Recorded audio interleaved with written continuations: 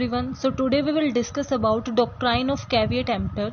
In our previous video we had discussed about consumer, meaning of consumer, types of consumers and motive, basic motives and consumers. सो आज हम discuss करेंगे doctrine of caveat emptor, जो हमारे consumer protection से ही relate करता है, उसी subject के अंदर आता है. सो डॉक्ट्राइन ऑफ कैविएट एम्प्टर का मतलब क्या है? जब भी आप कोई चीज़ परचेज करने जाते हो, यानी कि जब भी बायर कुछ भी परचेज करना चाहता है तो उसे जिस भी प्रोडक्ट को वो परचेज कर रहा है उसे अच्छे से एग्जामाइन करना चाहिए, हर चीज़ को देख लेना चाहिए, क्योंकि एक बार जब उसने प्रोडक्ट को परचेज कर लिया तो उसके बाद अगर उसमें कोई भी डिफेक्ट निकलता है, कुछ भी डिफॉल्ट निकलता है, तो उसके लिए सेलर रिस्पॉन्सिबल नहीं है, बायर रिस्पॉन्सिबल है. क्योंकि फॉर एग्जांपल अगर आपकी दुकान पे कोई आता है, आपकी खुद की शॉप है, और अगर आपको दिख भी रहा है कि आपके प्रोडक्ट में कोई डिफेक्ट है, तो आप सेलर की ये रिस्पॉन्सिबिलिटी नहीं है कि वो बताए कि उसके प्रोडक्ट में डिफेक्ट है जैसे आप परचेज कर रहे हो. ऑब्वियसली ये रिस्पॉन्सिबिलिटी किसकी है? एक कंज्यूमर की, एक बायर की रिस्पॉन्सिबिलिटी है कि वो अच्छे से प्रोडक्ट को चेक करे, एग्जामाइन करे और उसके बाद ही उसे परचेज करे. क्योंकि अगर परचेज करने के बाद कोई भी डिफेक्ट आता है तो उसके लिए सेलर रिस्पॉन्सिबल नहीं होता. और इसी चीज को क्या डिफाइन करता है? Doctrine of caveat emptor. So सबसे पहले हम क्या करेंगे? Introduction and meaning. It is a general rule of sale, कि ये एक ऐसा बेसिक रूल है जो हर बार फॉलो किया जाता है. When seller make sale this rule is followed every time, which means buyer beware. यानी कि जब भी सेलिंग होती है, बाइंग एंड सेलिंग होती है, तो हर टाइम, एवरी टाइम क्या होता है? ये रूल फॉलो किया जाता है. जिसका मतलब क्या है? Buyer beware. इसका मतलब क्या है? बायर को अवेयर होना चाहिए अपने राइट्स के बारे में, अपने प्रोडक्ट के बारे में. सेलर की कोई ड्यूटी नहीं है, सेलर की कोई रिस्पॉन्सिबिलिटी नहीं है बायर को अवेयर कराने की. ये सारी रिस्पॉन्सिबिलिटी की उसको चेक करना, प्रोडक्ट को एग्जामाइन करना, उसके डिफॉल्टर्स को चेक करना, ये किसकी ड्यूटी है? किसको अवेयर होना चाहिए? बायर को अवेयर होना चाहिए. It means buyer must aware and figure out everything while doing purchasing because seller is not responsible for anything. यानी कि ये जो हमारी डॉक्ट्राइन है ये क्या कहती है कि जब भी बायर कुछ भी परचेज करता है तो उसे परचेज करने से पहले हर बार उसे चेक कर लेना चाहिए, अच्छे से एग्जामाइन कर लेना चाहिए, सब कुछ फिगर आउट कर लेना चाहिए, ताकि उसमें कोई डिफेक्ट ना हो, बाद में कोई प्रॉब्लम ना आए. क्योंकि अगर बाद में कोई प्रॉब्लम आती है, डिफेक्ट आता है, तो उसके लिए सेलर रिस्पॉन्सिबल नहीं है. क्योंकि सेलर क्या कह देगा कि आप तो चेक करके लेके गए थे, इसका मतलब जब आपने परचेज किया उस टाइम पे कोई डिफेक्ट नहीं था. इवन क्योंकि आपने उसे चेक नहीं किया तो ऐसा हो सकता है कि उस टाइम डिफेक्ट हो. इसीलिए जब भी आप परचेज करते हो तभी आपको चेक कर लेना चाहिए, सो दैट आपको फ्यूचर में लेटर ऑन आपको कुछ भी डिफिकल्टीज फेस करनी नहीं पड़ेंगी. Objective of this doctrine is when contract is made, it is duty of a buyer to examine the product to his satisfaction before taking buying decision. इसका मतलब क्या है कि इस डॉक्ट्राइन का ऑब्जेक्टिव ये है कि जब भी बाइंग करता है, जब भी बायर कुछ खरीदता है, तो वो अपनी सेटिस्फेक्शन लेवल तक उसे चेक कर सकता है.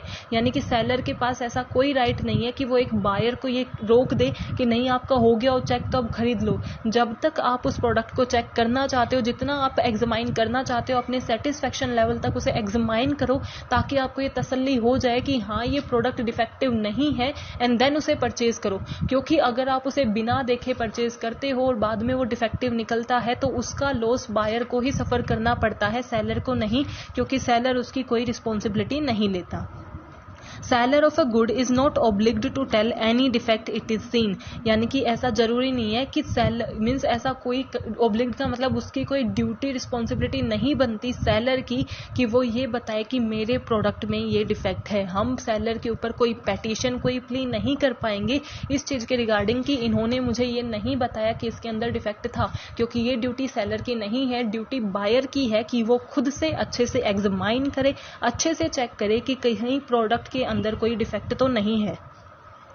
Features of doctrine caveat emptor. I hope कि आपको मीनिंग क्लियर हो गया होगा कि इसमें क्या डिफाइन किया जाता है कि एक बायर को इतना अवेयर होना चाहिए कि जब भी वो बाइंग डिसीजन लेता है उससे पहले प्रोडक्ट को चेक कर ले, क्योंकि अगर वो बाद में डिफेक्टिव निकलता है तो उसमें सेलर की कोई रिस्पॉन्सिबिलिटी नहीं होती. अब हम जब फीचर्स करेंगे तो आपको ये और क्लियर हो जाएगा. तो फर्स्ट फीचर है, it is the duty of buyer to examine the product to his satisfaction before making buying decision. यानी कि जो मेन मीनिंग है वही हमारा फर्स्ट फीचर है कि ये क्या डिफाइन करता है कि ये ड्यूटी किसकी है, बायर की ड्यूटी है कि जब तक उसे सेटिस्फेक्शन नहीं मिलती तब तक वो एग्जामाइन करे कि हाँ ये प्रोडक्ट ठीक है या नहीं, तभी बाइंग डिसीजन ले। When buyer discover any defect after buying, so that seller is not responsible for that।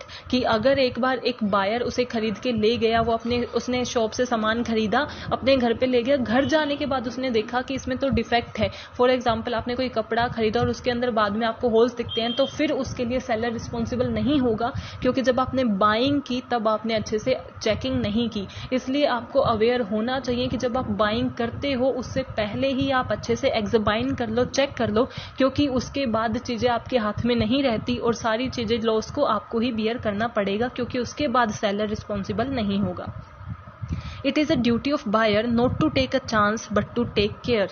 यानी कि एक बायर की ड्यूटी है, उसका ऑब्लिगेशन है कि जब भी वो बाइंग करता है तो उसे चांस नहीं लेना चाहिए कि लाओ दे दो, देख लेंगे क्या कैसा निकलेगा। कई बार आप क्या करते हो कि शॉप पे जाते हो, वो प्रोडक्ट दिखाते हैं तो वो बोलते हैं आपको कौन सा चाहिए, इंस्टेड ऑफ ये बताने के कि आपको कौन सा चाहिए है, आप क्या करते हो कि नहीं दे दो, देखा जाएगा जैसा निकलेगा बाद में देखेंगे। इसकी बजाय मीन्स चांस लेने की बजाय आपको टेक केयर यानी कि अच्छे से केयर के साथ पूरी अवेयरनेस के साथ क्या करना चाहिए, प्रोडक्ट को सेलेक्ट करना चाहिए एंड देन परचेज करना चाहिए। It is to be noted, seller is not responsible if good do not suit to the object of the buying। अगर एक बायर जो है उसको किसी फॉर एग्जांपल की बायर कुछ लेने गया है और उसका ऑब्जेक्टिव, एज हमने अपनी प्रीवियस वीडियो में डिस्कस किया था कि जो भी हम खरीदते हैं उसके पीछे हमारा कोई ना कोई पर्पस होता है, रीजन होता है जिसे हम फुलफिल करना चाहते हैं। लेकिन सेलर इस चीज के लिए रिस्पॉन्सिबल नहीं है कि वो आपके मोटिव को, वो प्रोडक्ट आपके मोटिव को फुलफिल करेगा या नहीं।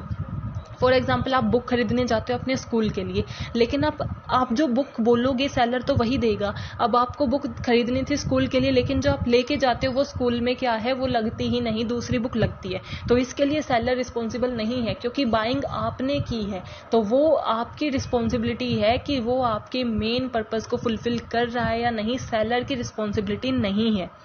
Seller liability arise only when latent defect, यानी कि जब हमारे प्रोडक्ट के अंदर लेटेंट डिफेक्ट होता है, अगर लेटेंट डिफेक्ट है तो हम बाइंग के बाद भी अगर सेलर के पास जाते हैं तो ये सेलर की रिस्पॉन्सिबिलिटी होती है कि या तो वो हमारे पैसे वापस दे या फिर उस प्रोडक्ट को एक्सचेंज कर दे।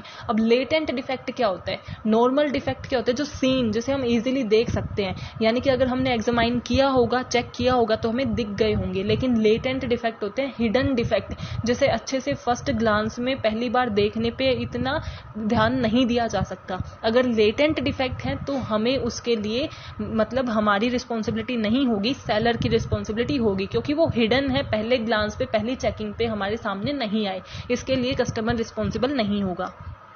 If agreement is involve seller will be responsible, कि अगर सेलर और बायर के बीच में इस चीज के रिगार्डिंग कोई एग्रीमेंट है, मान लो जो एग्रीमेंट है दोनों की कंसेंट से ही बनता है, यानी कि सेलर ने भी हामी भर रखी है और बायर ने भी हामी भर रखी है। अब उस एग्रीमेंट में क्या होती है, कुछ कंडीशंस होती हैं और यही कंडीशन है कि अगर बायर को वो गुड कुछ टाइम के अंदर, एक हफ्ते के अंदर अंदर उसको वो ये लगा कि पसंद नहीं आया या उसके अंदर कोई डिफेक्ट दिखा तो वो वापस दे सकता है। अगर ये कंडीशन मेंशंस है, यानी कि कुछ ऐसा एग्रीमेंट है, तो फिर सेलर रिस्पॉन्सिबल होगा। लेकिन अगर एग्रीमेंट भी नहीं है, लेटेंट डिफेक्ट भी नहीं है, तो कभी सेलर रिस्पॉन्सिबल नहीं होगा, देन बायर ही रिस्पॉन्सिबल है।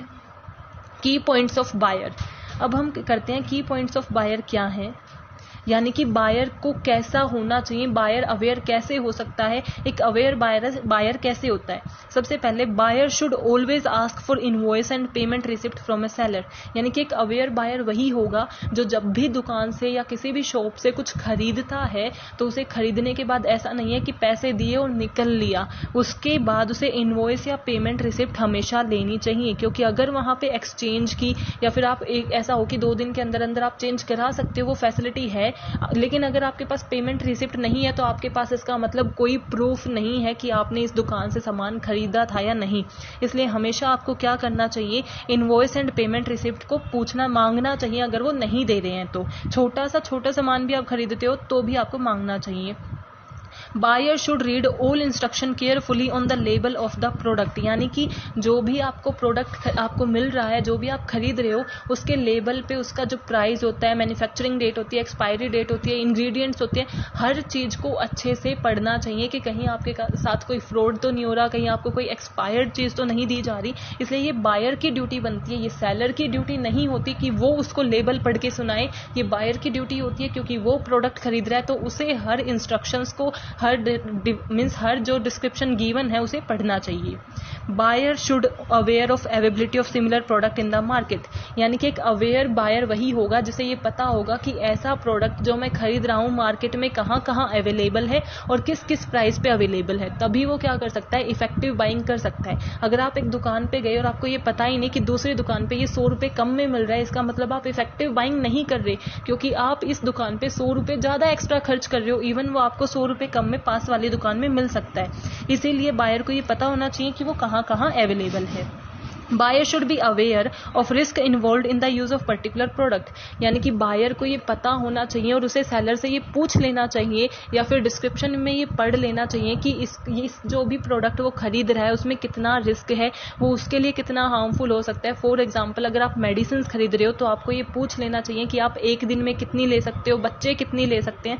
सो हमें उसके बारे में अवेयर होना नेसेसरी है।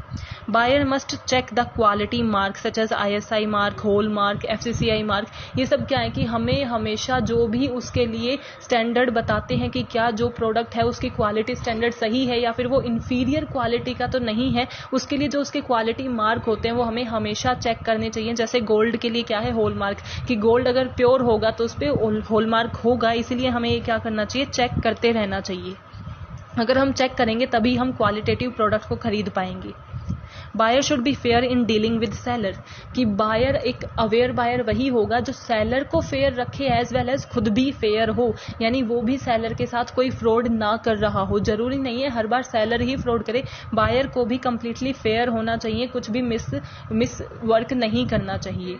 Buyer should be abide in all terms and condition of contract and agreement. हमने फीचर्स में किया था कि कई बार ऐसे केसेस होते हैं कि सेलर और बायर के बीच में कोई कॉन्ट्रैक्ट है या एग्रीमेंट है, तो बायर को उनको फॉलो करना चाहिए, उसके अंदर रहना चाहिए, अबाइड करना चाहिए सारे टर्म्स एंड कंडीशंस को कॉन्ट्रैक्ट के, यानी कि जो जो कॉन्ट्रैक्ट के अंदर उन्होंने कंडीशंस हैं उन्होंने मानी है, उन हर चीज को फॉलो करना चाहिए, उसे हर्ट नहीं करना चाहिए।